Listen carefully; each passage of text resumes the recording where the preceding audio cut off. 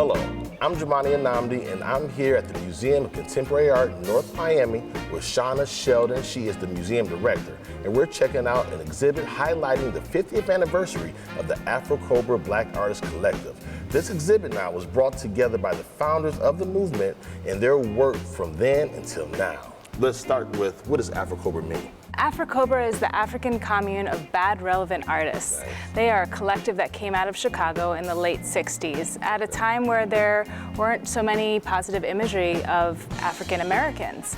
And they came together to create positive artwork. There were 5 founders, and 5 more joined them later on in 1970 to have their first exhibition together at the Studio Museum in Harlem. And the exhibition starts with that as a starting point. They were the first group of their kind to do this with a manifesto, so they actually wrote out what their goals were. And this included using these bright, what they called Kool-Aid colors that you'll see throughout the exhibition, the use of text to make sure that their messaging was very clear, as well as positive images of African Americans. So they were parallel with the civil rights movement. How did that work? Exactly. This was happening at the same time as the Black Power movement, and the collective were really a part of helping define the Black arts movement and the visual aspects of it. The movement is from Chicago, but we're showing it in North Miami. One of the reasons we worked with the curator, Jeffreen Hayes, who's from Chicago, is that her work is very much about community. There's an area of the exhibition that brings us back home, here to Miami. We collaborated with History Miami and the Black Archives to present a series of black and white photographs of Miami in the late 60s, so we could see some of the topics that are very present in AFRI-COBRA's work, what was happening in Miami at that time. Right. We even have an area where visitors can write their own notes and their own memories that we're archiving.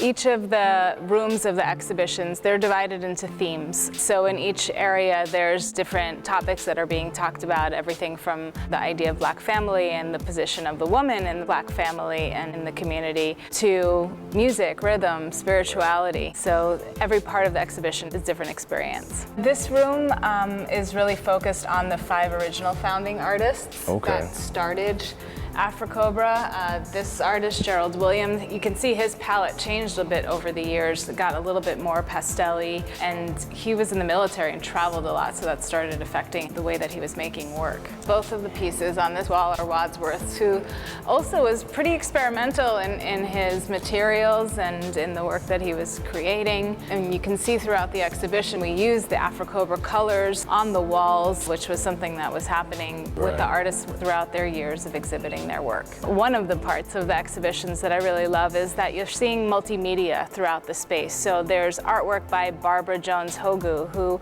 used the screen print, and that was very intentional. Screen prints are easily reproducible. The artwork was about unifying the community, communicating messages, so and everybody could get one. Right. Exactly.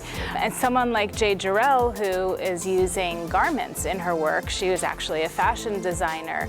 Again, the garment was something that she could create and put out there in the world. So she was sharing the messages and the ideas of AFRI-COBRA. This is a beautiful piece and really captures so much of the work of Jay that was more sculptural than any of the other AFRI-COBRA artists. Right. This particular piece exemplifies her shop. She's always a working, independent woman, a fashion designer, and transforms these paintings into sculptural, 3-dimensional objects. And I see this is from '94, so that shows that she was continuing to work after the late 60s. So are these artists still working? 8 of the 10 exhibiting artists are still with us. 7 of them were here in Miami for the opening during Art Basel Miami Beach in 2018. So the artists want everyone to know they haven't stopped making work. Right. They started in the late 60s and they have not stopped. And one of the great parts of this exhibition is really understanding that the ideas that these artists are talking about, are exploring, are putting out into the world are just as relevant today as they were when they were making them. So you think it even parallels with like the Black Lives Movement? Absolutely. I think that these are artists that we can look back to now and really understand where some of this positive imagery is coming from, these ideas about unification and community and empowerment. We originated this exhibition here. And it's going to be traveling? We are very excited to share that an iteration of this show is going to be presented as part of the Venice Biennale this year. It's really an honor to be able to have this conversation here at MOCA North Miami. The Museum of Contemporary Art North Miami's mission is to bring contemporary art to a diverse community, and specifically underserved communities. We envision MOCA as a cultural hub that embraces the diversity of our dynamic city and want to be a place where people can come and see a reflection of themselves in our shows and in our programs.